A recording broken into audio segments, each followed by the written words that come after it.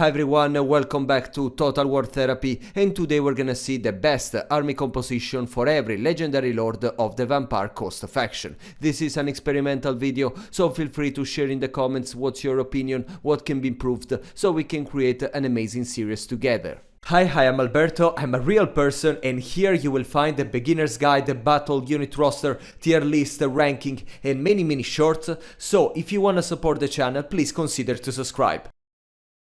Let's start with the boss of this faction, Luthor Harkon. We're waiting for his brother in the next DLC, the Lords of the End Times, all together with some improvements to his campaign if he will decide to follow Nagash.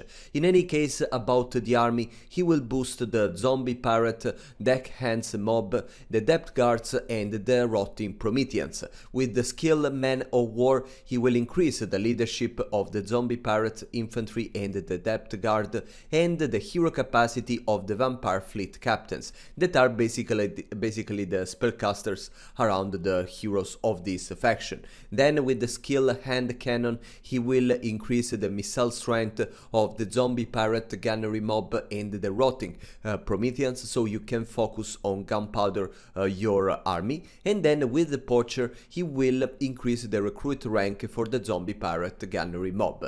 I think that overall they are not big upgrades, and at the end you will just recruit more zombies. That is good, they will be a little more resilient with more missile strength to focus your army on the missile power. But yes, I mean, not a big difference, but I will show you how to build an army for him. Let me introduce you to the personal thematic army of Luthor Harkon. As you can see, this army is provided with a front line of both missile and melee infantry. I like to create this kind of alternate formation because you will have the melee units protecting one by one the missile infantry that will have more space to cause damage. My first mistake here was to not find the proper location on the map, because these units of the Vampire Coast roster, they need a clear sight of the target if they want to shoot correctly. Then we have the Depth Guard as a support infantry at the back that will help the front line that will most need our help, and then the Rotting Prometheans that are supposed to protect our flanks but had some problem with that. Then a spellcaster, because Luthor Harkon is not a spellcaster himself, so we needed a fleet captain vampire that will try to block the charge of the lord of the enemy army. As you can see, there are the melee units that they will move forward to protect the missile units that will have more time to cause their gunpowder damage. One unit managed to flank us, and this was definitely my mistake. Luthor Harkon lost a lot of health, but I mean, he's a vampire with hunger skill, so he can replenish his hit points. There is these flying units of the enemy that is trying to attack our handgunners, but as you can see, having a melee unit so close to them, it's quite helpful, because we can send them to absorb the charge of the flying units, and then we can move free, we can set free the missile infantry. We can use these handgunners to shoot at the dinosaur of the enemy. That sometimes is not smart enough, because the AI of the NPC faction think that this is a missile monster, so you have to use it in the missile way. But actually, in this kind of fight, I would have used the Stegadon as a melee fighter. And I mean, this is one of the things that should be fixed about the AI of the enemy. Then our missile units, they had a better sight to shoot at the monsters. That's why we are getting this advantage. With as you can see, there are many bullets flying, and I just like the animation of that. The Depth Guard and the Rotting Prometheans are a little more resilient than our zombies, and they are quite resistant. As you can see, they don't go down that easily, and even if we sacrifice some zombies, the important thing is that we never sacrifice them, because they will be the backbone of our army in the long term of the campaign. Look how the hand cannons are taking down that easily Krokgar, the legendary lord of the enemy army. It's just so satisfying. In any case, I think that this can be the best army formation, army composition in this video, because it's quite balanced. There are not many expensive monsters, so you can focus on the main army itself, and I mean, this is the best way to dominate your campaign. And as a second legendary lord we get Aranessa. I love her charisma, and I really suggest you to have a look at her animations on foot, because they are crazy. Overall, she will boost her personal army, the Sartosa Militia, that are these melee infantry units that can be recruited only by her, and with some buildings in the game she will also be able to recruit very easily some Ogre Kingdoms monstrous infantry. And then she will boost the artillery pieces and the Rotting Prometheans and the Leviathan. Now, the first skill is the Smuggler, that will increase the melee defense of the Sartosa melee infantry of 8 points, then the Arsonist, that will increase the melee attack of the Sartosa Militia and the missile strength of all the artillery pieces. Then the Self-Taught Gunner, that will increase the ammunitions of all the artillery pieces. Then the Gifted Sailor, that will increase the leadership of the Sartosa units. Then the Poacher, that will increase the charge bonus and the recruit rank of the Sartosa Militia. The Queen of the Tides, that is her starting skill, that will increase the weapon strength and the melee attack of the Sartosa Militia. And at the end, the Creatures of Manam, that will reduce the upkeep of the Sartosa melee infantry and the Rotting monsters. And then it will also increase the missile resistance of by 10% again to the Rotting Prometheans and the Rotting Leviathan.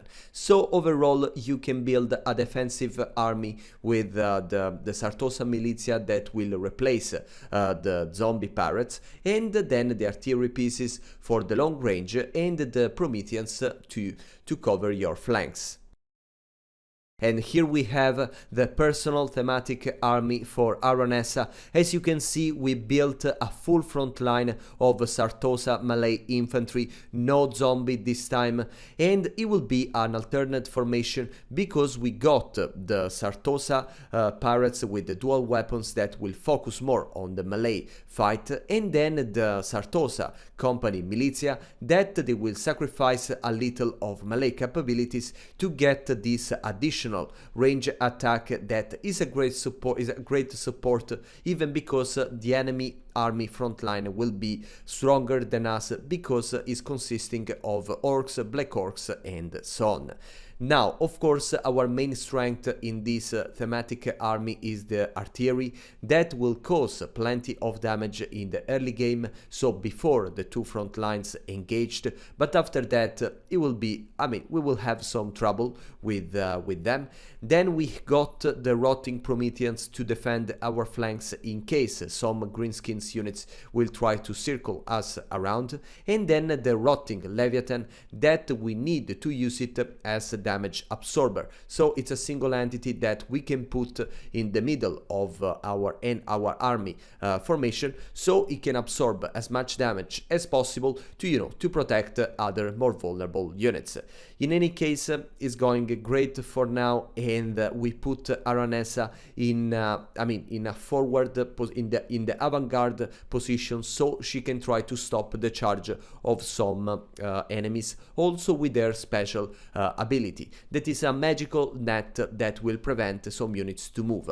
Of course, we're playing with hard difficulty, so the enemies will try actively to dodge our artillery bullets, especially the mortars. That I mean, it's very hard for them to not miss the target with hard difficulty. That's why I don't recruit many of them in my campaign. We can start to move our front line, and as I said, I prefer to use the free company militia with the weapons.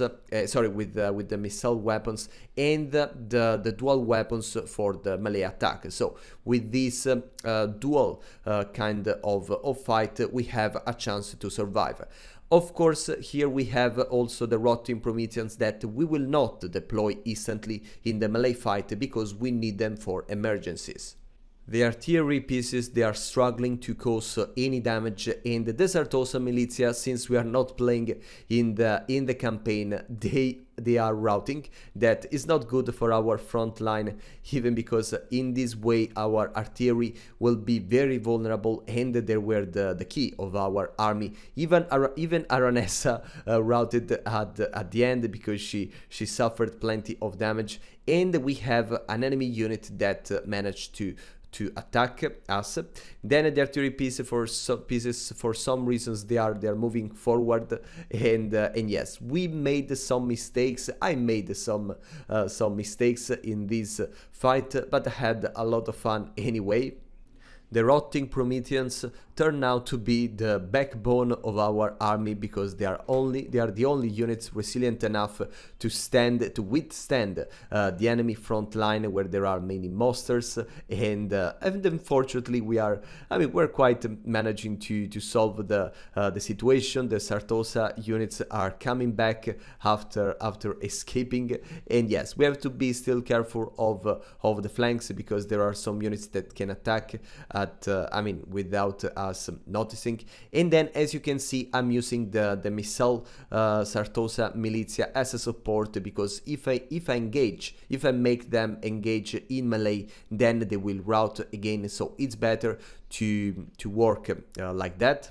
The artillery pieces now, they can take care of the routing units of the enemies, so they will be useful. Again, we didn't manage to take down the artillery piece of our enemy, but in this kind of defensive strategy, it was not a big problem, even if probably that artillery, causes more casualties than we can expect. Fortunately, we have again a front line that is great for our end game, and as you can see, even if there are some units struggling on the right, I still don't send more support because I think that in this kind of situation, if you have the feeling that at the end the units that are there, they can manage to win the fight, is not necessary to send more units because you will just expose them to other kind of threats, like there can be some bombardment spells and so on. Even if the orcs, the trolls, manage to attack our artillery piece, and the enemy sometimes can be smarter than we expect. But yeah, I think we won the fight. It was a lot of fun, and we can move to the next legendary lord. And then, of course, we have Cylostra, that it's not only for me the worst character in this faction, but I think in the entire game, at least for me, they invented, and with the great creativity of Creative Assembly, that Creative Assembly proved over the years, I really don't understand how they come up with a character like that. But probably some of you like her. So let's start with her skills that affect the army. The first one is the Conjuration through Hate, that will increase the hero capacity of the Mongol hunters, that are the monstrous generic heroes. And then the skill, the Emerging Terror, that will reduce the upkeep of the Bloated Corpse units, that are these guys that just explode when they engaged in melee with the enemy units. You have to be careful about how to use them, but it means that you can store them, because generally when you recruit some of them is because you want them to explode, you know, quite soon. So I don't know how this ability can be helpful. And then you will get more physical resistance for the Sirens and for the Mongols units. That is a little better, but yeah, again, overall I think that these boosts are not that much, especially if you compare them to actually many boosts that can grant other legendary lords in the game that can really turn weak warriors in legendary fighters over the campaign. So in short, you will build this army around the Sirens, bloated corpses and the Mongols units. Here we are with the army of Cylostra. As you can see, I build a single front line with the zombie parrot with the pole arms that in this case are the best because they will protect the rest of the army from the large entities that in this case they are a lot. And then the Sirens that will be our damage dealer. They are a little faster so they can try to chase down some cavalry and fast units, and they are a little more resilient. Of course, if they don't suffer some crossed missile fire from the enemy. Then we have a couple of bloated corpses that I wanted to use just because, I mean, they are needed for this build, but I'm not sure we will manage to use them in this case because we are playing in high difficulty and the enemy know how to deal with this unit. They will send just a hero to take care of them, to make them explode so they will not cause any more damage. And then we have a rotting Leviathan that is this giant monster together with the rotting Leviathan of Cylostra, that she will be of course also a spellcaster. We had two different flanks, one with the Mongol units and the other with the Mongol hunter that will try to flank the enemy and to hit at the back, but they are a little harder to control. In this case, we are sending Cylostra at the front to absorb the damage. That it's quite risky, but we can take this risk, and we summoned the unit of you know, ethereal cavalry that they will help with to take care of these missile units.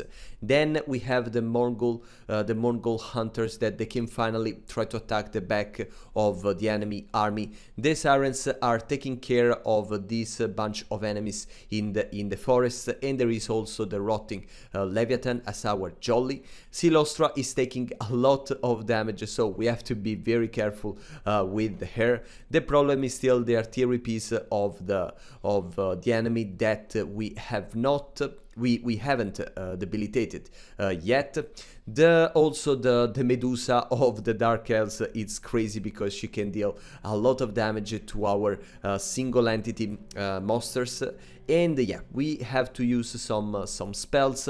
There are the Mongol hunters with the unit of polearms that manage to take care of the right flank of the army. The bloated corpse, unfortunately, they are doing nothing, but there is no way we can use them in this fight. And yes, now I think that we are ready, quite winning the fight.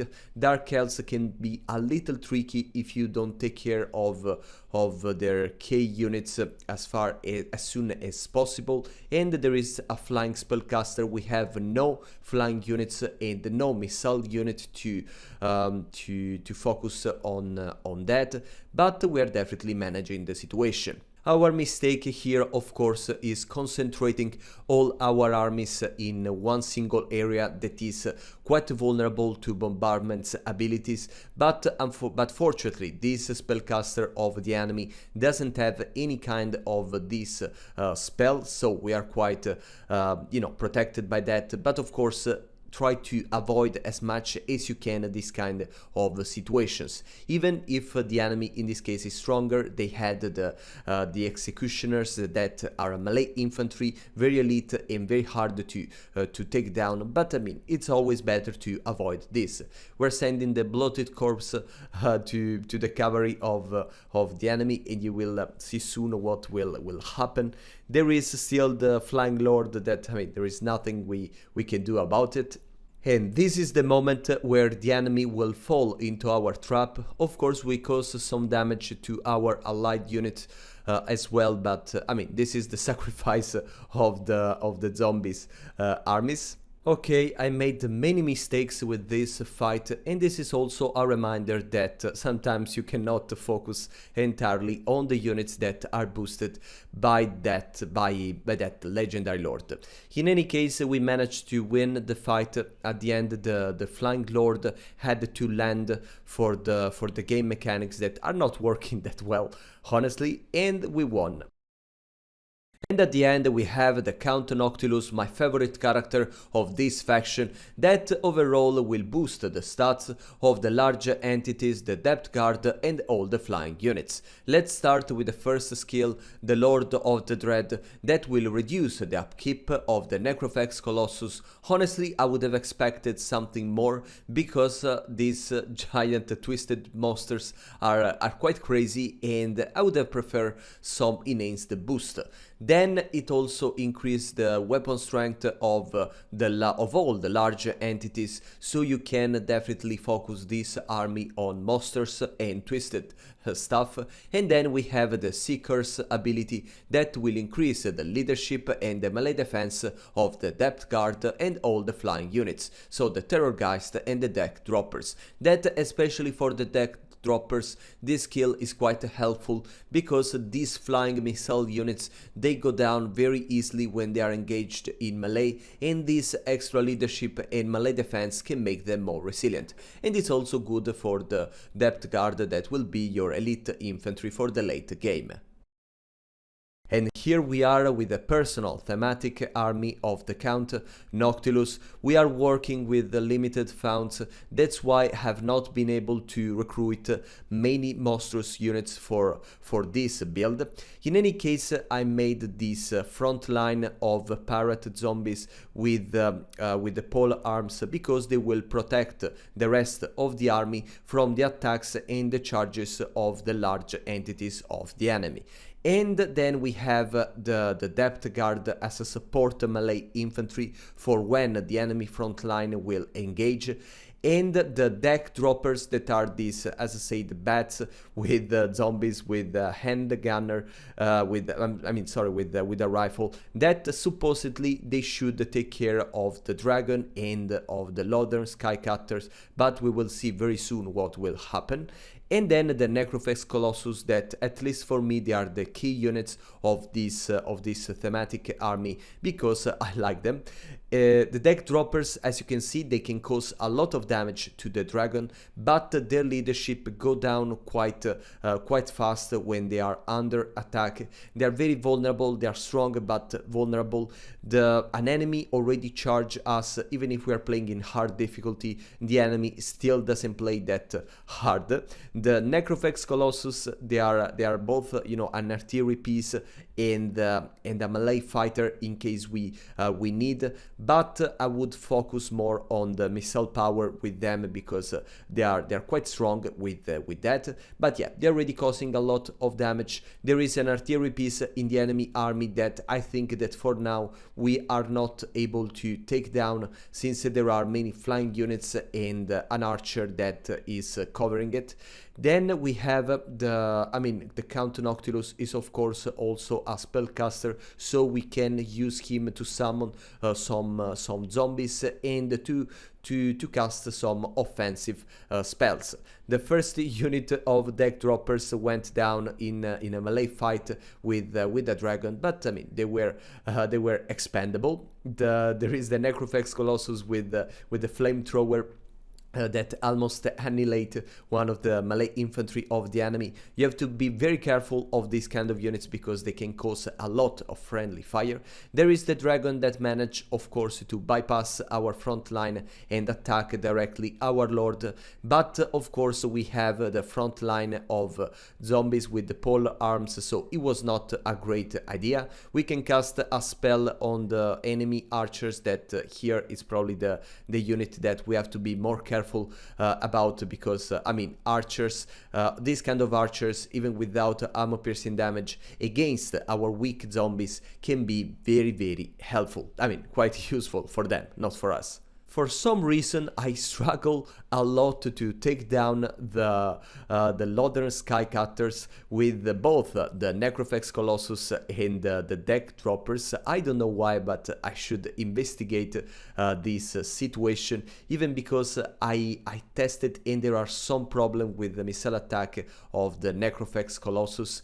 But yeah, in any case, it's a great army, quite balanced, I would say, and with the more versatile boost of the Count Noctilus, you can even decide to to focus on different monsters, on the Terrorgeist, that in this case was too expensive for our founds, but of course in the campaign and with unlimited founds you can have plenty more of fun. The Dragon of the enemy just started to rout, because with the pole arms, even if it's a strong dragon with the pole arms, I mean, if there are this kind of halberds melee infantry unit, even if the melee infantry is very low tier, believe me, it will win the fight against any large entity.